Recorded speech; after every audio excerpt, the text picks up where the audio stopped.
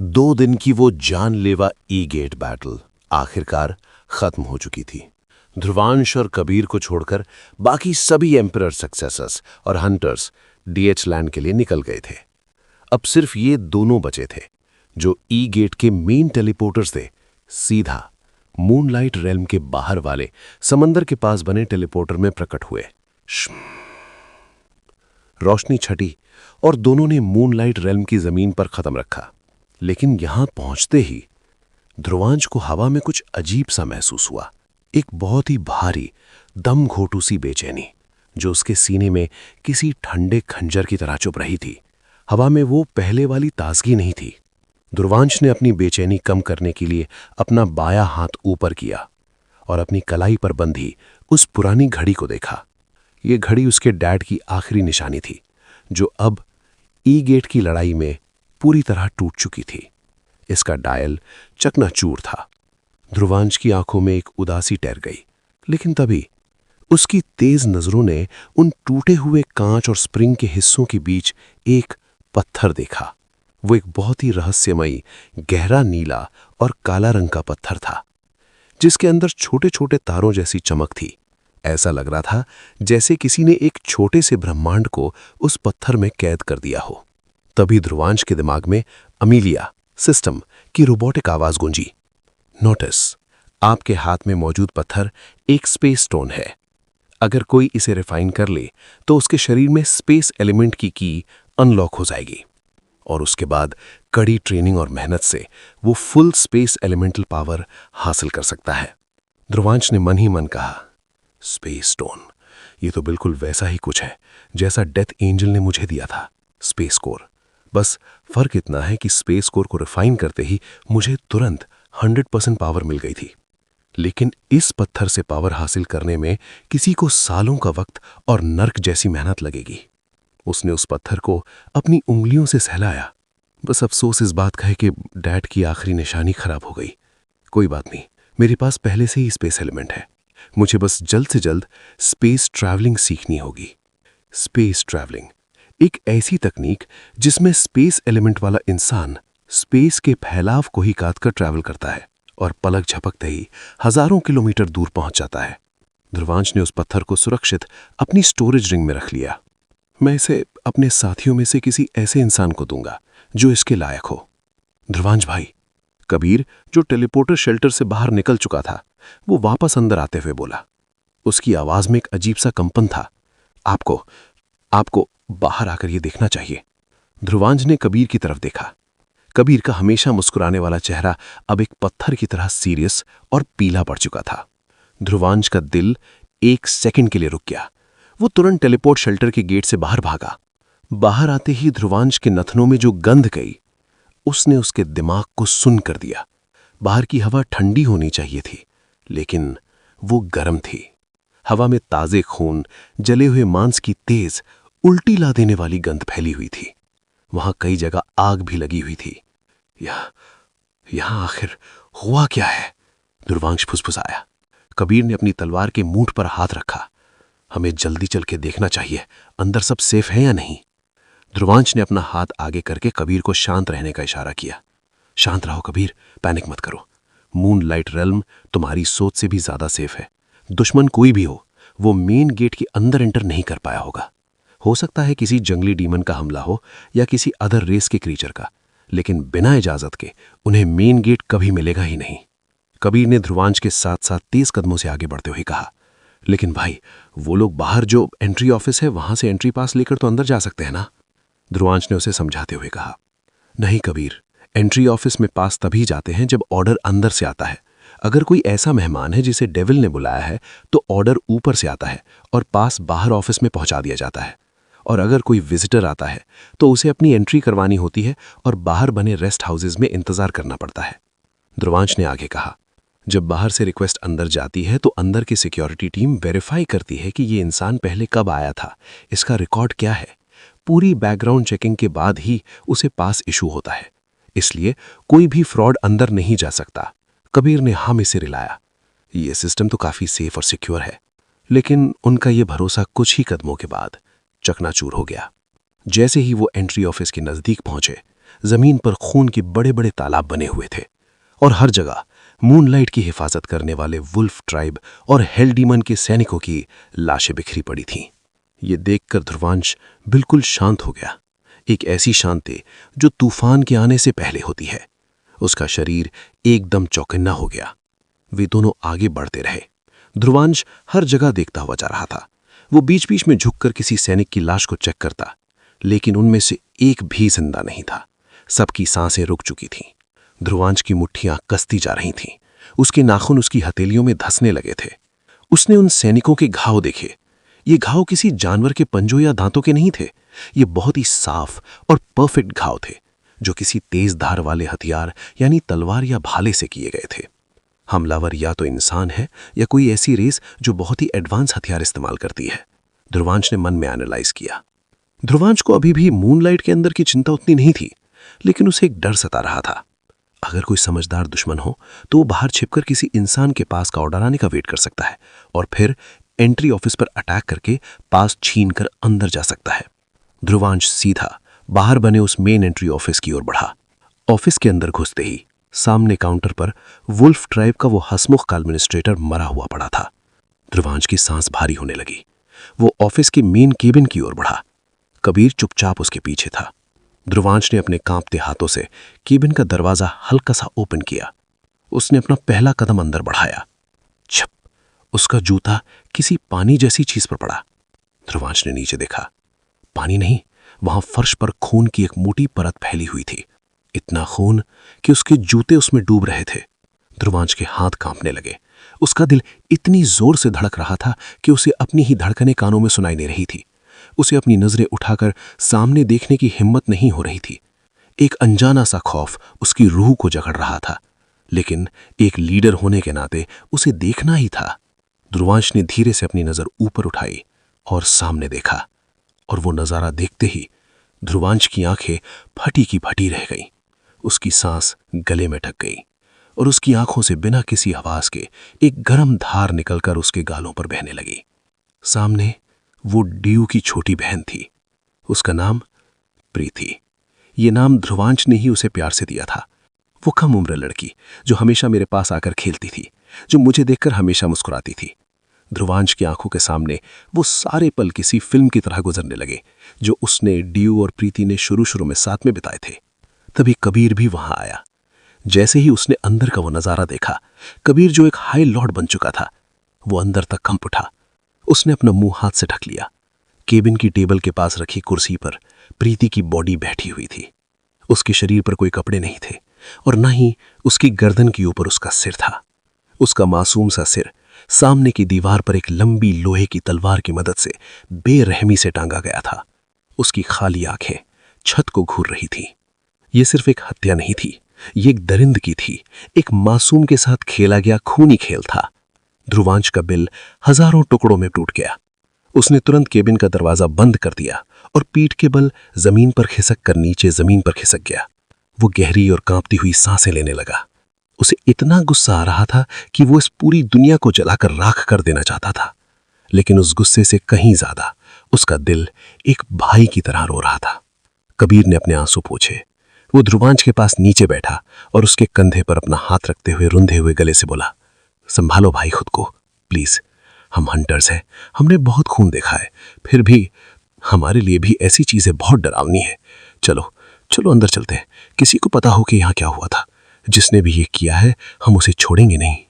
ध्रुवांश ने अपनी लाल हो चुकी आंखें बंद की। उसने अपने आंसू अंदर ही अंदर निगल लिए और खुद को संभाला। उसने हाँ में सिर हिला दिया। कबीर को नहीं पता था कि ध्रुवांश सिर्फ उस रूह को कंपा देने वाले हादसे से दुखी नहीं था, बल्कि वो उन सब लोगों के लिए रो रहा था जिन्हें वो अपना परिवार मानता था और जिनकी रक्षा करने में वो नाकाम रहा था। ध्रुवांश और कबीर तेजी से मूनलाइट के मेन गेट की तरफ गए। ध्रुवांश का डेविल ऑरा महसूस करते ही वो जादुई गेट अपने आप प्रकट हो गया। वे दोनों सीधा अंदर चले गए, लेकिन जैसे ही वे मूनलाइट रेल्म के अंदर पहुंचे, उनके चेहरे का बचा कुछ रंग भी उड़ गया। वो तबाही बाहर तक सीमित नहीं थी, वो अंदर तक पहुंच चुकी थी। सुंदर और शांत मूनलाइट रेल्म अब लाशों से अटा पड़ा था।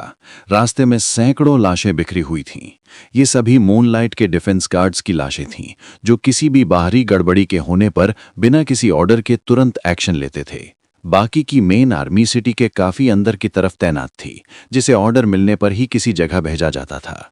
शायद उन्हें इस हमले की खबर ही नहीं मिल पाई थी। हालांकि वहां की इमारतों को ज्यादा नुकसान नहीं हुआ था, क्योंकि वे बाहर के मुकाबले बहुत ज्यादा मजबूत थी। इक्का दुक्का जगहों पर ही तोड़फोड़ हुई थी। तभी ध्रुवांश ने अपनी सेंसेस से कुछ ऐसा महसूस किया जिसने उसे चौंका दिया। वहां हवा में एक एक्स्ट्रा बैरियर मौजूद था, एक ऐसी मैजिक फील्ड जिसके बारे में उसे कुछ नहीं पता था। वे दोनों तेजी से आगे बढ़े। तभी ब्लड मून सिटी और स्काई सिटी के दोराहे पर एक जले हुए पेड़ के पास ध्रुवांश को एक आकृति दिखाई दी। आयत। वो खून से लथपथ थी। उसका लाल जोड़ा अब गहरे काले खून से भीग चुका था। वो बुरी तरह घायल थी, लेकिन वो अभी भी अपनी जगह पर डटी हुई थी, सही सलामत थी। ध्रुवांश का दिल एक पल के लिए जोर से धड़का। वो तेजी से भागता हुआ उसकी ओर गया। वो आयत के पास जमीन पर घुटनों के बल बैठ गया और कांपते हुए हाथों से उसके चेहरे को छुआ। मिस मलिका, यहाँ क्या हुआ? तुम ठीक तो हो? आयत ने अपनी भारी और थकी हुई पलकें झपकाईं। उसने ध्रुवांश को देखा, लेकिन उसके चेहरे पर कोई राहत नहीं थी। उसने अपने कांपते हुए हाथ से एक दूसरी तरफ इशारा किया और टूटती हुई आवाज में कहा, एल्डरवेल, वो बुरी तरह घायल हैं। प्लीज पहले उनको बचाओ। ध्रुवांश और कबीर ने तुरंत उस दिशा में देखा। कुछ ही दूरी पर एल्डर रेल गिरे हुए थे। उनके सीने पर एक बहुत ही गहरा आर पार जाने वाला घाव था, जिससे लगातार खून बह रहा था। ध्रुवांश का दिमाग सुन्न पड़ने लगा था। उसे अब कुछ भी समझ नहीं आ रहा था। उसने बिना ये सोचे कि कबीर क्या सोचेगा, जल्दी से अपनी स्टोरेज रिंग के ऊपर हाथ फेरा और उसमें से मूनलाइट रिकवरी पोशंस की कई शीशियां निकाल ली। उसने अपनी अंगूठी का सीक्रेट कबीर के सामने शो कर दिया था, लेकिन अभी किसी को इसकी परवाह नहीं थी। उसने कुछ पोशन की बोतलें कबीर के हाथ में थमाई। कबीर, जल्दी पहले एल्डर रेल को बचाओ, और फिर देखो कोई और जो घायल हो और जिसकी सांसें चल रही हों उसको भी हील करो, जल्दी। कबीर ने भी हाँ में सिर हिलाया। उसने उस जादुई अंगूठी को पूरी तरह इग्नोर किया और सीधा एल्डर रेल की तरफ भाग गया। ध्रुवांश ने कई बड़ी बड़ी हाई ग्रेड पोशन की बोतलें आयत के घावों पर ढेल दी और कुछ उसे पिला दी। पोशन के असर से आयत के गहरे जख्म कुछ हद तक भरने लगे। उसकी सांसें थोड़ी नॉर्मल हुईं। तभी आयत ने अपने आंसुओं से भरी आंखों से ध्रुवांश को देखा। उसने अपना हाथ ध्रुवांश के हाथ पर रखा और एक दूसरी तरफ इशारा करते हुए सिसकते हुए कहा, हमारे हमारे लीडर लॉर्ड डेविल, वो अब नहीं रहे। डेविल अब नहीं रहे। ध्रुवांश को एक पल के लिए लगा कि उसका दिमाग सुन्न पड़ गया है। वो ये सब तबाही और अपनों का दर्द देखकर इतना टूट चुका था कि वो अपने 10% पावर वाले शैडो क्लोन के बारे में तो पूरी तरह भूल ही गया था। ध्रुवांश ने जैसे ही आयत के इशारे वाली दिशा में देखा, वहां जमीन पर एक लंबा काला लबादा पहने हुए एक आदमी की लाश पड़ी थी। उसके चेहरे पर वो डेविल्स मास्क अभी भी लगा हुआ था। उसका सीना पूरी तरह से फटा हुआ था। मेरा क्लोन। अपने ही क्लोन की मौत को देखकर ध्रुवांश धीरे धीरे अपनी जगह से खड़ा हुआ। आयत उसके पीछे से कुछ बोल रही थी, शायद हमले के बारे में बता रही थी, लेकिन ध्रुवांश को अब कुछ भी सुनाई नहीं दे रहा था। उसके कानों में सिर्फ एक सन्न की आवाज गूंज रही थी। वो चलते हुए अपने क्लोन की लाश के पास गया। वो उसके पास खड़ा हुआ और दुखी लेकिन बेहद खौफनाक और धीमी आवाज में खुद से बोला, आखिर यहां हुआ क्या था? ध्रुवांश ने अपना हाथ आगे किया और अपनी उस शैडो को वापस अपने अंदर खींचने का कमांड दिया। असल में ध्रुवांश के शैडो क्लोन्स सिर्फ परछाइयां नहीं होते, वे असली होते हैं। उनके अंदर मांस, खून और भावनाएं होती हैं। इसलिए असली ध्रुवांश की मर्जी के बिना वो मरा हुआ क्लोन कभी हवा में गायब नहीं होगा। वो एक असली इंसान की लाश जैसा ही पड़ा रहेगा। जैसे ही ध्रुवांश ने उस क्लोन की ऊर्जा यानी कि उसकी परछाई को अपने शरीर में वापस लिया, फ्लैश, एकदम से उस क्लोन की सारी यादें, सारे एहसास और उसने जो कुछ भी महसूस किया था, वो सब एक फिल्म की तरह असली ध्रुवांश के दिमाग में ट्रांसफर हो गए। उसे याद आया सिल्वी का अचानक रोते हुए वापस आना, फिर उसे कमरे में ले जाना, फिर उनका वो इंटीमेट टाइम बिताना, सिल्वी का वो प्यार, वो छुअन, फिर सुबह का नज़ारा। क्लोन की नींद खुलती है, उसे धुंधला सा सिल्वी का चेहरा दिखाई देता है। सिल्वी उसके पास आती है और उसकी नाक के पास एक अजीब सी जड़ी बूटी रखकर उसे सूंघा देती है। सिल्वी की वो धीमी, रोती हुई और कांपती हुई आवाज। हो सके तो मुझे माफ कर दीजिए, लेकिन आपका सोते रहना ही आपके लिए सुरक्षित होगा। मैं आपको खोना नहीं चाहती हूँ। और फिर जब क्लोन को उस केमिकल के असर से होश आता है, क्लोन पागलों की तरह सिल्वी को ढूंढता हुआ बाहर आता है। लेकिन सिल्वी वहां नहीं होती। उसकी जगह बाहर एक भयंकर लड़ाई चल रही होती है। आयत और एल्डर रेल कुछ खौफनाक हमलावरों से मुकाबला कर रहे होते हैं। उन हमलावरों के चेहरों पर एक अजीब सा स्माइल करता हुआ शैतानी मास्क होता है। वैसे ही और भी कई योद्धा होते हैं जो मूनलाइट के गार्ड्स को गाजर मूली की तरह काट रहे होते हैं। क्लोन की यादों से ध्रुवांश को पता चला कि आयत ने लड़ाई के बीच में चिल्लाकर क्लोन को बताया था कि ये हमलावर कौन है पता नहीं, लेकिन इन्होंने स्काई सिटी के कुछ मेन हिस्सों को लेकर एक बैरियर फील्ड बना दी है। इस फील्ड के अंदर डेनी ह्यूमन कमजोर और कैद हो जाते हैं। इनकी एक दीवार ब्लड मून सिटी के एंट्री गेट पर भी है, जिससे न वहां के लोग बाहर आ पा रहे हैं और न हम अंदर जा पा रहे हैं। हम पूरी तरह से इंसानी प्रजाति नहीं है, इसलिए इस फील्ड का असर हम पर भी हुआ है। हमारी ताकत आधी हो गई है, हमारी स्पीड खत्म हो गई है। उसके बाद क्लोन की यादों में सिर्फ लड़ाई थी। क्लोन, एल्डर रेल और आयत तीनों ने मिलकर उन हमलावरों से लड़ाई की। चूंकि एल्डर रेल और आयत की पावर आधी हो चुकी थी, इसलिए एल्डर रेल पहले ही बुरी तरह घायल हो गए। फिर डेविल उन हमलावरों के लीडर से भिड़ा, लेकिन 10% पावर होने के कारण वो डेविल मारा गया। लेकिन आयत ने कमजोर होते हुए भी अपनी ब्लड क्वीन वाली पूरी ताकत दिखाई और उन्हें एक जोरदार टक्कर दी। उन हमलावरों का लीडर जो सबसे ज्यादा पावरफुल था, वो आयत के हमलों से काफी कमजोर हो गया था, इसलिए वो सब हमलावर जल्द ही वापस आने की धमकी देकर वहां से चले गए थे। ये सब याद आते ही ध्रुवांश की आंखें, जो पहले आंसुओं से नम थीं, अब वो शुद्ध बर्फीले लाल रंग की हो गई थीं। क्लोन के उसके शरीर में मिक्स होते ही एक जादुई रिएक्शन हुआ। क्लोन के चेहरे पर मौजूद वो डेविल वाला मास्क असली ध्रुवांश के चेहरे पर आ गया था। ध्रुवांश अभी भी आयत की तरफ पीठ किए खड़ा था। वो धीरे से मुड़ा। आयत, जो जमीन पर बैठी उसे रोते हुए देख रही थी, उसने ध्रुवांश के चेहरे पर वो मास्क देखा। ध्रुवांश ने अपना कांपता हुआ हाथ उठाया और धीरे से अपने चेहरे से वो डेविल का मास्क हटा दिया। क्लिक, मास्क नीचे गिरा और आयत ने जैसे ही उस मास्क के पीछे का चेहरा देखा, उसकी सांसें रुक गईं, उसकी आंखें फटी की फटी रह गईं, उसका पूरा शरीर सुन्न पड़ गया। ये क्या है? ध्रुवांश डेविल है। वहीं दूर एल्डर रेल, जो कबीर के ही हीलिंग पोशन से अब काफी हद तक रिकवर हो गए थे, वो भी ये नज़ारा देखकर शॉक में थे। वे अपनी जगह पर जमे हुए थे। और कबीर, जो अभी अभी एल्डर रेल को हील करके खड़ा हुआ था, उसने भी ध्रुवांश का वो चेहरा देख लिया था। कबीर के हाथ से वो रिकवरी पोशन की कांच की बोतल छूटकर नीचे गिरी। छन्न, बोतल चकनाचूर हो गई और उसके साथ ही कबीर के दिमाग के सारे तार भी। ध्रुवांश की लाल बर्फीली आंखें अब किसी इंसान की नहीं, साक्षात मौत के देवता की लग रही थीं।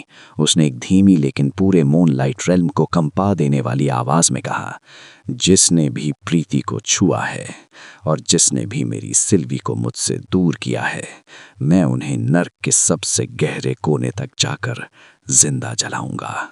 क्या होगा अब? मूनलाइट रेल्म का सबसे बड़ा राज सबके सामने आ चुका है। डेविल और ध्रुवांश एक ही हैं और अब गॉड का असली कहर शुरू होने वाला है। तो दोस्तों, आज की कहानी यहीं तक। शाम तक इस कहानी के 2 नए चैप्टर और आने वाले हैं, इसलिए थोड़ा सा इंतजार जरूर कीजिए। और हाँ, आज आप सभी से एक छोटी सी रिक्वेस्ट है।